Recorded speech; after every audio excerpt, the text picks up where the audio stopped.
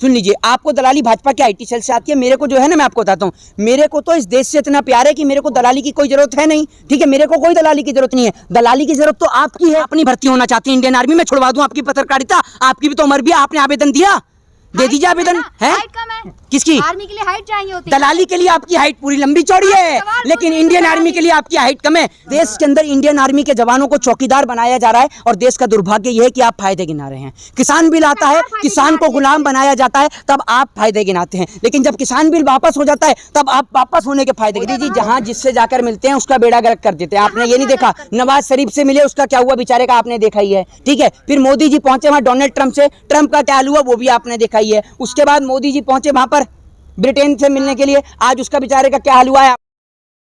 मोहित शर्मा लगातार आप अग्निपथ का विरोध करते हैं, लेकिन आपको नहीं पता सबसे ज्यादा जो आवेदन हो रहे हैं आर्मी के अंदर वो अग्निपथ योजना के तहत हो रहे हैं। देखिए, वो तो देश के अंदर बेरोजगारी इस कदर बढ़ गई है, इस कारण जो है बच्चे जो हैं, देश के नौजवान जो हैं, वो अग्निपथ स्कीम हो या कोई भी स्कीम हो या कोई भी रोजगार निकलता है, चाहे वो एसएससी का हो चाहे कोई भी एग्जाम निकलता है, उसमें भर्तियां भरते ही हैं, क्योंकि इस देश में बेरोजगारी इस कदर बढ़ चुकी है कि बेरोजगारी का कोई स्तर ही नहीं है। बेरोजगारी के कारण लोग परेशान हैं, लोगों के पास रोजगार नहीं है। लेकिन आज इस देश का दुर्भाग्य है कि इस देश के अंदर इंडियन आर्मी, जिसको कहा जाता है भारतीय सेना, भारतीय सेना का वो जज्बा है कि भारतीय सेना के लोग कहा करते थे कि या तो मैं तिरंगा फहराकर वापस आऊंगा या फिर तिरंगे में लिपट कर वापस आऊंगा, लेकिन मैं वापस जरूर आऊंगा। ये वो इस देश की तिरंगे वाली इंडियन आर्मी थी जो अपने इस तिरंगे के सम्मान में अपना सर्वोच्च न्यौछावर कर देती थी, और ना जाने कितनी माओ ने इस देश के लिए अपने बेटों को कुर्बान कर दिया। लेकिन आज जिस तरीके से भारत देश की सरकार ने पेंशन के चंद रुपये बचाने के चक्कर में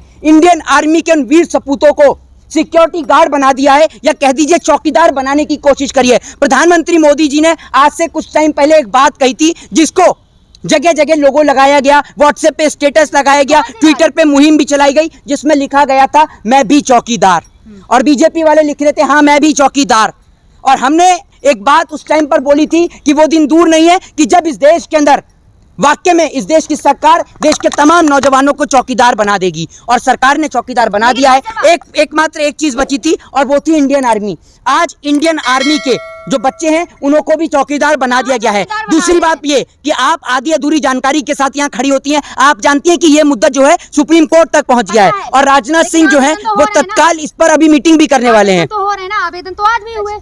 आवेदन क्यों ना हो, आवेदन क्यों नहीं होगा ये बताइए ना आप मुझे। क्या इस देश के अंदर अगर चलिए आवेदन की आपने बात कही, आवेदन भी नहीं करेंगे, आप ये बता दीजिए। अरे एक मिनट, मुझे एक सब दिक्कत क्या है आपको, आप एक बात मुझे बताइए, एक मिनट। दिक्कत क्यों नहीं होगी? आपको दिक्कत नहीं होगी क्योंकि आपके घर से कोई नहीं है आर्मी में। आप ये बताइए ना, क्योंकि आप सुन लीजिए, अगर 4 साल की है तो 4 साल के बाद और नए जो युवा हैं उनको मौका मिलेगा। हाँ, तो आप एक बात मुझे ये बताइए ना, तो इस देश के अंदर ज्यादा से ज्यादा युवाओं को एमएलए बनने का भी मौका मिलना चाहिए, एमपी बनने का मौका भी मिलना चाहिए, प्रधानमंत्री बनने का भी मिलना चाहिए। तो इनका कार्यकाल 5 साल का क्यों होता है? मेरे को, मैं आपसे कहता हूँ, मैं एक सवाल का जवाब दे दीजिए, यहाँ खड़े होकर वहां से चिल्लाइए मत, ठीक है ना। और इस सवाल का जवाब मुझे दे दीजिए कि 5 साल का कार्यकाल इनका क्यों होता है और इनको पेंशन क्यों मिलती है?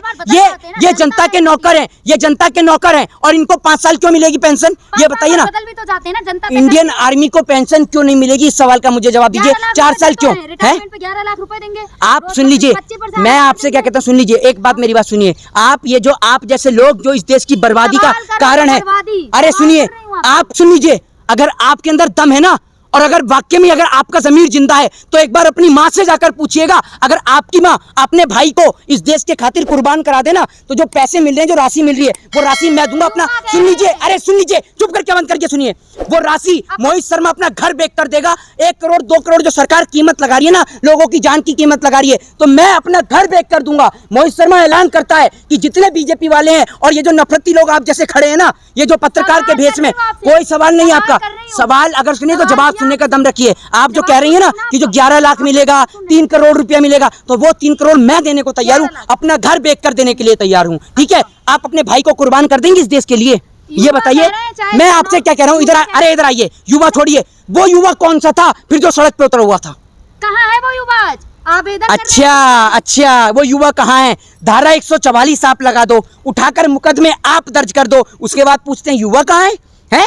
युवा को प्रोटेस्ट करने देते हो आप? हैं? प्रोटेस्ट करने की आजादी आपने दे रखी है, लोकतंत्र की धज्जियां पड़ा देते हो। और आप की जॉब है, चाहे 11 साल की हो चाहे 4 साल की हो, देश की सेवा करने का मौका मिल कौन से युवा कह रहे हैं, कौन से युवा कह रहे हैं, कौन से? मीडिया की वीडियो देख लीजिए। रवि किशन की लड़की की वीडियो देख रही हैं। रवि किशन कह रहा है कि मेरी बेटी भी भर्ती होगी, उसकी वीडियो देख रही हैं। हैं? आप नहीं भर्ती होना चाहती इंडियन आर्मी में? छुड़वा दूं आपकी पत्रकारिता, आपकी भी तो उम्र भी है, आपने आवेदन दिया, दे दीजिए आवेदन। है हाइट कम है किसकी? आर्मी के लिए हाइट चाहिए होती है। दलाली के लिए आपकी हाइट पूरी लंबी चौड़ी है, लेकिन इंडियन आर्मी के लिए आपकी हाइट कम है। मेरे घर से आर्मी में है, इसलिए मुझे तकलीफ है, ठीक है ना। आपका कोई भाई इस देश के लिए कुर्बान नहीं होगा, कोई बेटा आपके लिए आपके घर से कुर्बान नहीं होगा, तभी आप कीमत लगा रही हैं। सुन लीजिए, अरे आप एक मिनट, आप वहां से कूद के आए, पहले आप यहाँ खड़े होकर मुद्दे को सुनिए, वहां से कूद के मत आइए। जैसे कहते हैं एक वो डायलॉग है, बेगानी शादी में अब्दुल्ला दीवाना, तो आप यहाँ चुपचाप खड़े होकर सुनिए। आपको पता है क्या मुद्दा है? ये देश के जवान की कीमत लगा रही है। क्या देश के जवान की जान की कोई कीमत है?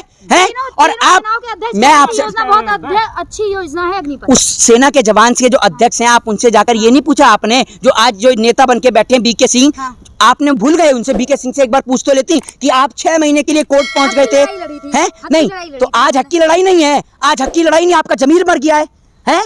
आज हक की लड़ाई नहीं है। शर्म आती है मुझे इस देश के अंदर कि आप लोग, इंडियन आर्मी नीलाम हो रहा है, इंडियन आर्मी के लोग। आप पहले आप अपना मुंह बंद रखिए, मुंह मत खोलिए, क्योंकि आप जब भी मुंह खोलते हैं तो जहर ही उगलते हैं। इस जहर को अपने अंदर समा कर रखिए। इस देश के अंदर इंडियन आर्मी के जवानों को चौकीदार बनाया जा रहा है, और देश का दुर्भाग्य यह है कि आप फायदे गिना रहे हैं। किसान बिल आता है, किसान को गुलाम बनाया जाता है, तब आप फायदे गिनाते हैं, लेकिन जब किसान बिल वापस हो जाता है तब आप वापस होने के फायदे गिनाते हैं। सरकार अब भी कह रही किसान बिल अच्छा है। आपकी इस कदर दलाली इस देश की बर्बादी का मंजर है, समझ रही हैं? पूछ रही तो दलाली है। तो आप ये मुझे बताइए, आप ये भी तो पूछ सकती हैं, आप ये भी तो पूछ सकती हैं कि वो जो नौजवान जो सड़क पे धरना प्रदर्शन कर रहे थे, उसके बावजूद भी सरकार बिल लागू कर रही है। आप तो भाजपा का इतना अंधा विरोध करते हैं, आपको दलाली कहाँ से आ रही है? किसको? आपको। मेरे को दलाली, सुन लीजिए, सुन लीजिए, हाँ, मैं आपको बताता हूँ, सुन लीजिए। आपको दलाली भाजपा के IT सेल से आती है, मेरे को जो है ना, मैं आपको बताता हूँ, मेरे को तो इस देश से इतना प्यार है कि मेरे को दलाली की कोई जरूरत है नहीं, ठीक है? मेरे को कोई दलाली की जरूरत नहीं है। दलाली की जरूरत तो आपकी है, क्योंकि बुढ़े तो आप हो रहे हैं, दाढ़ी आपकी आ रही है, 4 बच्चे आपके हैं, सुन लीजिए, 4 बच्चे तो आपके हैं? नहीं तो दलाली तो आप इस कदर ही कर रहे हैं। ऑडी, मर्सिडीज, रेंज रोवर और लग्जरी कारों में घूमने का शौक आपको है, ठीक है ना, और आपको एक न्यूज चैनल से स्टूडियो खोलने का शौक आपको है, तो इसलिए आपको इंडियन आर्मी गुलाम हो चाहे देश का किसान गुलाम हो, आपको कोई फर्क नहीं पड़ता। आपने नहीं देखा मोदी जी को आर्मी से इतना प्यार है, दिवाली मनाने जाते हैं आर्मी वालों के साथ। एक बात आप मुझे बताइए, मोदी जी को इंडियन आर्मी से इतना प्यार है कि दिवाली मनाने के लिए जाते हैं वहाँ पर? सुन लीजिए मेरी बात। तो एक बात आप मुझे बताइए ना, एक नेता का नाम बता दीजिए। इतनी दलाली आप कर रही हैं, आप भी चिल्ला रहे थे, और इतना तेज तेज चिल्ला रहे थे कि मेरे ख्याल से स्ट्रीट डॉग्स भी नहीं चिल्लाते जितनी तेज आप चिल्ला रहे थे। एक सुन लीजिए, पत्रकार को नहीं बोला, अब आप फिर वही बात, आप फिर वही बात, आप अपनी तुलना अगर खुद कर रही हैं तो मैं नहीं कह सकता हूँ। अगर नहीं, सुन लीजिए, आप कर रही हैं तो अच्छी बात है, सुन लीजिए, मैं आपको बताता हूँ एक सवाल का जवाब। अब आप दोनों मिलकर एक सवाल का मुझे जवाब दीजिए जो आप चिल्ला रहे हैं। एक नेता का नाम बताइए जिसका बेटा इस देश के लिए शहीद हुआ हो। बीके सिंह खुद है, सेना अध्यक्ष रहे, शहीद हो गए वो, सेना अध्यक्ष रहे हैं। मैं कह रहा हूँ एक नेता का नाम बताइए जिसका बेटा इस देश के लिए शहीद हुआ हो। शायद कान के अंदर आपके, सुन लीजिए, शायद आपके कान के अंदर ना कुछ घुस गया है। मैं आपसे पूछ रहा हूँ एक नेता का नाम बताइए जिसका बेटा सुन रहे हैं आप? हाँ, सुन रहे हैं। बीके सिंह का बेटा आर्मी में है। बीके सिंह खुद थे। हैं? खुद थे ना। ऐसे तो कितने लोग हैं, ऐसे कितने लोग हैं, एक मिनट, ऐसे तो कितने लोग हैं, अब आए हैं ना, वो तो राजनीति में अब आ रहे हैं। मैं कह रहा हूँ कि एक नेता का नाम बताइए जिसका बेटा इस देश के लिए शहीद हुआ हो, बता दीजिए। लेकिन आप अग्निपथ, अरे एक मिनट, चिल्लाइए मत, अभी चलो मैं जवाब ही दूं, आप जवाब दीजिए मेरे सवाल का। आप 10 सवाल पूछते तो एक सवाल तो मैं भी पूछ सकता हूँ। एक सवाल का जवाब दीजिए ना। मोदी नहीं है, लेकिन आप इतना अग्निपथ का विरोध क्यों कर रहे हैं? देखिए, अग्निपथ का विरोध करने का सबसे बड़ा कारण यह है कि जिस तरीके से देश के नौजवानों को, भारत माँ की सुरक्षा करने वाले, भारत माँ के वीर सपूतों को चौकीदार बनाने की तैयारी की जा रही है, और चौकीदार बनाने के फायदे गिनाए जा रहे हैं। उनको बनाया जाता, सुन लीजिए, उनको, अरे आपने मेरे ख्याल से, मेरी बात तो सुन लीजिए, मेरे ख्याल से आपने फिर भारतीय जनता पार्टी के नेताओं का स्टेटमेंट नहीं सुना है, या फिर आप कान से बहरी हो चुकी हैं दलाली के चलते, इसलिए आप ये स्टेटमेंट नहीं सुन पाई। क्योंकि भारतीय जनता पार्टी के एक नेता हैं मध्य प्रदेश से, उन्होंने ये स्टेटमेंट दिया था कि अगर मैं भारतीय जनता पार्टी के कार्यालय की किससे सुरक्षा करवाऊंगा, हिफाजत करवाऊंगा, तो वो अग्निवीर के वो होंगे, सैनिक। जताए थे ना। हाँ, तो मतलब इस देश के जो नौजवान हैं, जो इस देश के अंदर इंडियन आर्मी के जो लोग हैं, वो इनके कार्यालय की हिफाजत करने के लिए, क्या शर्म नहीं आती आपको ये बात बोलते हुए?